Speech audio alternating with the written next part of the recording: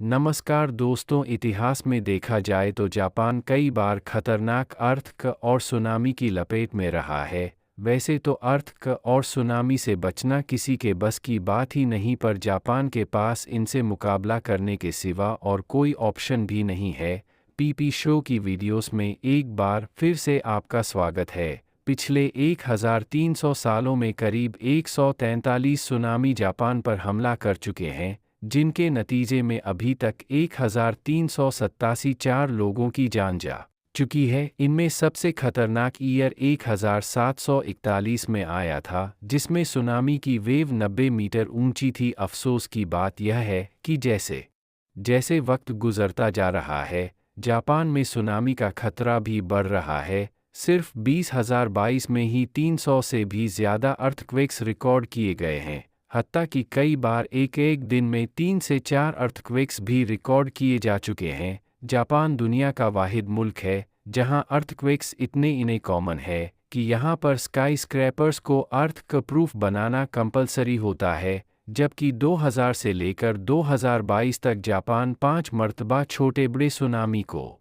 बर्दाश्त कर चुका है, जिनमें 2011 वाला सबसे जानलेवा था। 11 मार्च 2011 को ओशिका पेनिनसुला से 72 किलोमीटर ईस्ट में समंदर के अंदर 99.1 मैग्नीटिया से एक मैसिव जायंट सुनामी ने जन्म लिया। यह दुनिया का चौथा बड़ा अर्थक्वेक, जबकि जापान की रिकॉर्डेड हिस्ट्री का सबसे बड़ा था। इसके नतीजे में जो सुनामी पैदा हुआ उसने समंदर में 55 मीटर या फिर 180 फीट ऊंची लहर पैदा की। पानी की लहरें 700 किलोमीटर फी घंटा की स्पीड से सन डाई सिटी में दाखिल हुई और कोस्ट से 10 किलोमीटर अंदर तक पहुंची। सुनामी का सबसे बड़ा मसला यह होता है कि मॉडर्न टेक्नोलॉजी से भी इसको प्रिडिक्ट नहीं किया जा सकता, लिहाजा सड़ा के रेजिडेंट्स जिनको सिर्फ 8 मिनट पहले सुनामी की वार्निंग दी गई थी, उनमें से हज़ारों लोगों को भागने का मौका भी ना मिल सका। इस वाक़ये की वजह से 228,000 लोग बेघर हो गए और 15,000 लोग अपनी जान से हाथ धो बैठे। एक तरफ क़यामत का आलम था तो दूसरी तरफ यहाँ फुकुशिमा डाइची न्यूक्लियर प्लांट भी फेल हो गया, जिसकी वजह से खतरनाक न्यूक्लियर डिज़ास्टर ने जन्म लिया। जापान को इस सुनामी ने टोटल $235 अरब की चोट पहुंचाई, जिसको दुनिया का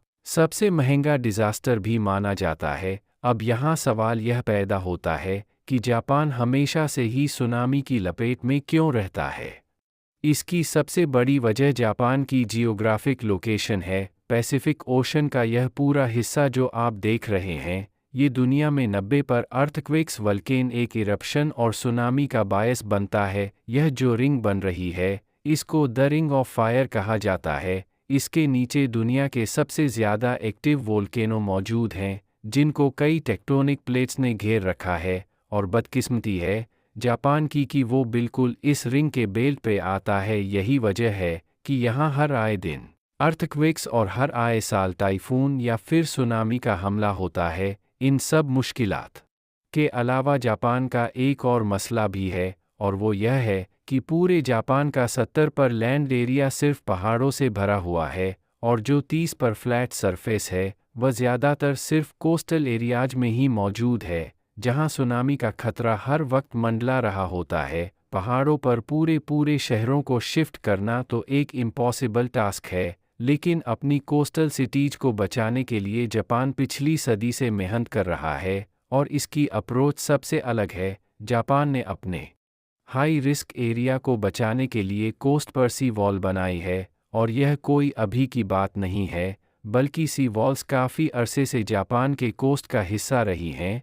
18,964 में भयानक टाइफून ने जापान के टैरो नामी गांव पर हमला किया था, लेकिन उसके बाद यह गांव कोस्टल डिफेंस सिस्टम की एक आला तरीन मिसाल बन गया, जहां जापान ने 2.4 किलोमीटर लंबी और 10 मीटर ऊंची 2 वॉल्स खड़ी करके गांव को समुद्री लहरों से काफ़ी हद तक बचा दिया। इसके बाद जापान की दूसरी कोस्टल सिटीज में भी ऐसे ही स्ट्रक्चर बनाए गए, लेकिन 2011 वाला सुनामी इन दीवारों से भी कहीं ज़्यादा बड़ा था। सी वॉल जो सिर्फ 8 मीटर ऊंची वेव्स को रोकने के लिए बनाई गई थी। सुनामी की यह लहरें 12 से 15 मीटर ऊंची थी। इन 10 मीटर की दीवारों ने बेशक सुनामी की लहरों को काफ़ी हद तक रोका, लेकिन कई मकामा पर लहरों ने पूरे के पूरे स्ट्रक्चर ही उखाड़ दिए। 2011 अर्थक्वेक के बाद जापान ने सी वॉल्स को और ज़्यादा ऊंचा और लंबा करने का फैसला किया। इस काम के लिए 1200 करोड़ डॉलर्स अलग किए गए और फैसला किया